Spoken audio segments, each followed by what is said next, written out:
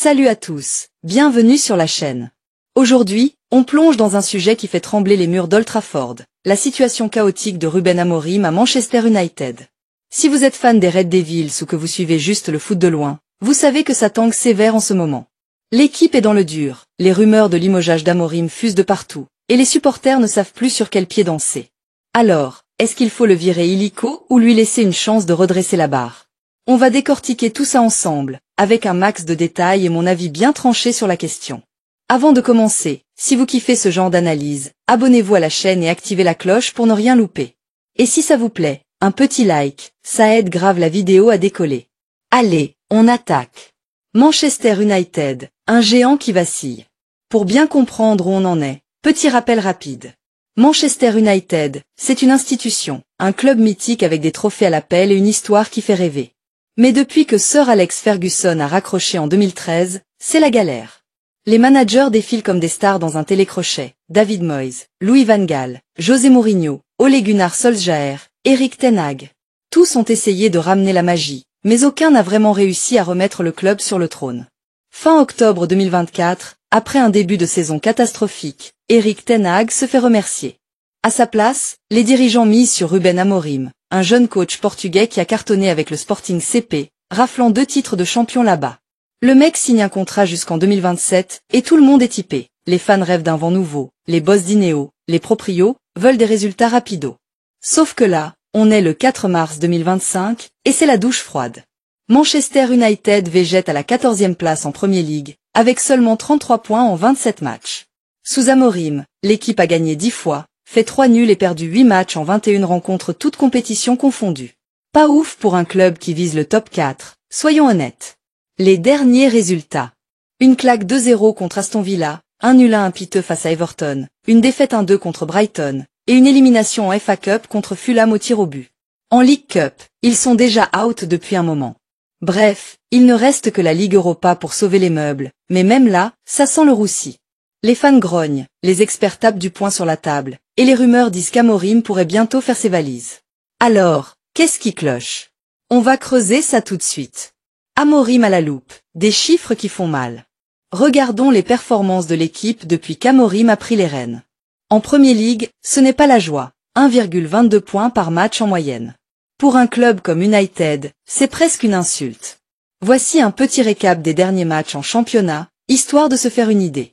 15 février 2025, Aston Villa 2-0 Manchester United. Une leçon de foot.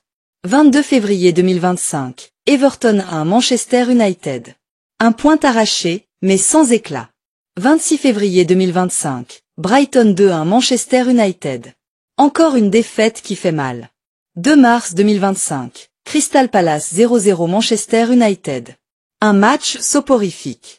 Et en bonus, l'élimination en FA Cup le 1er mars contre Fulham, 1 puis 4-5 au tir au but.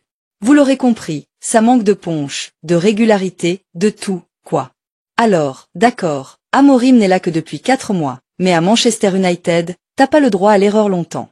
Les fans veulent des victoires, pas des excuses. Tactiquement, Amorim a ramené son 3-4-3 qui marchait si bien au Sporting. Sauf que là, ça coince. Les joueurs galèrent à s'adapter, la défense prend l'eau, et l'attaque est aux abonnés absents. Paul Merson, un ancien pro reconverti en chroniqueur, a lâché sur X, Amorim doit lâcher son système ou il va se faire virer.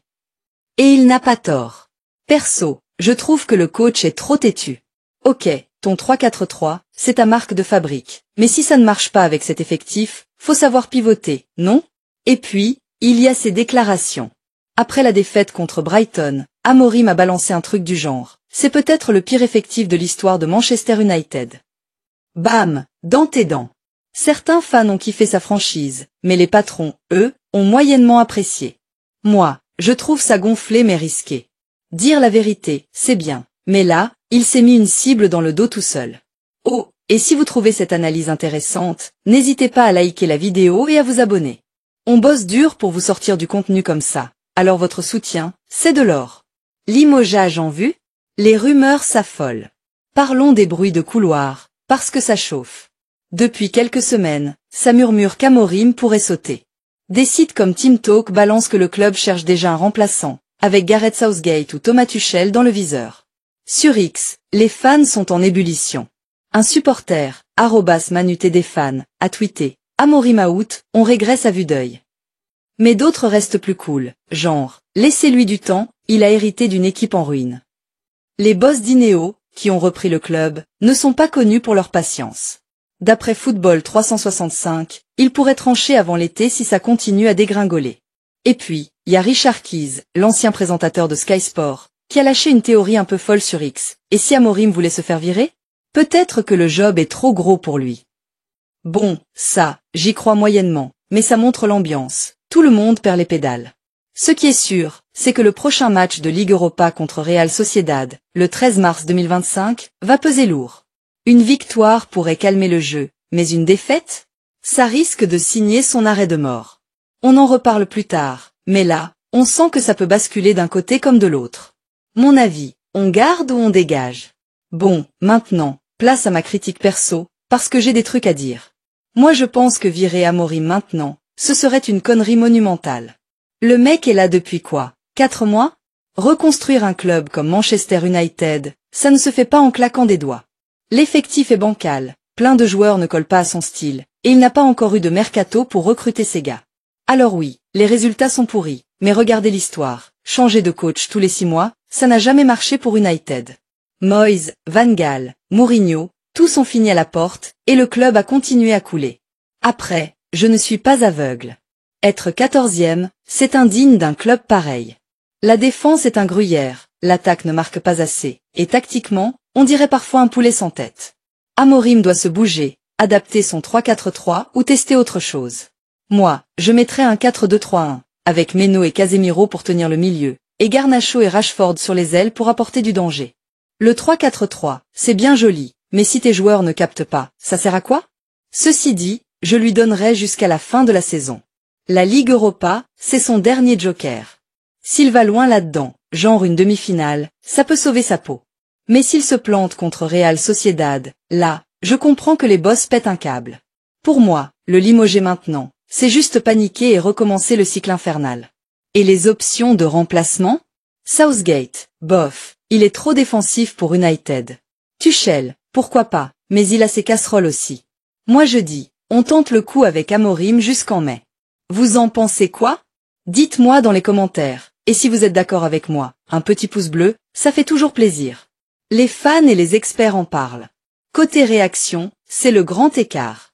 Chez les experts, Gary Neville, légende de United, a lâché sur X. Je suis choqué de voir à quel point on a régressé. Wayne Rooney, lui, a mis la pression. À Old Trafford, t'as pas de passe droit, faut des résultats vite. Paul Merson, encore lui, en remet une couche. Ce 3-4-3, c'est du suicide avec cet effectif. Les fans, eux, sont partagés. Sur X, il y a ceux qui veulent sa tête tout de suite. Amorim, c'est fini, dehors.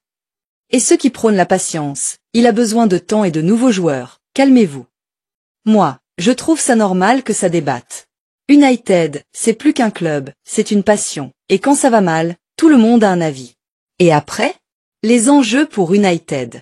Si Amorim saute, ça envoie un signal clair. United n'a plus de projet à long terme. Ça pourrait faire fuir les bons coachs, qui se diront, pourquoi signer là-bas si je suis viré au bout de 6 mois? Mais s'il le garde et qu'il foire tout, le club risque de s'enfoncer encore plus. La relégation, ce n'est pas impossible à ce rythme, et ça serait une catastrophe historique. Le match contre Real Sociedad, c'est le test. Une perf solide, et il gagne du temps. Une débâcle, et c'est probablement rideau. À long terme, United doit arrêter de bricoler. Il faut un plan clair, un coach soutenu, et des recrues qui matchent avec sa vision. Sinon, on regardera Arsenal et City se gaver de trophées pendant qu'on pleure sur nos souvenirs. On récapitule. Alors, où on en est? Amorim est dans la sauce, résultat nul, fan qui râle, rumeur de limogeage à Gungo. Moi, je dis qu'il mérite une chance jusqu'à la fin de la saison, mais il doit se sortir les doigts et adapter son jeu. La Ligue Europa, c'est sa bouée de sauvetage. Vous votez pour quoi? Gardez ou virez? Balancez vos idées dans les commentaires, j'ai hâte de vous lire. Si vous avez kiffé cette vidéo, un gros like, ça nous booste, et abonnez-vous pour plus de débriefs foot. On se retrouve bientôt pour parler de la suite, parce que cette histoire est loin d'être finie. Ciao, et à très vite.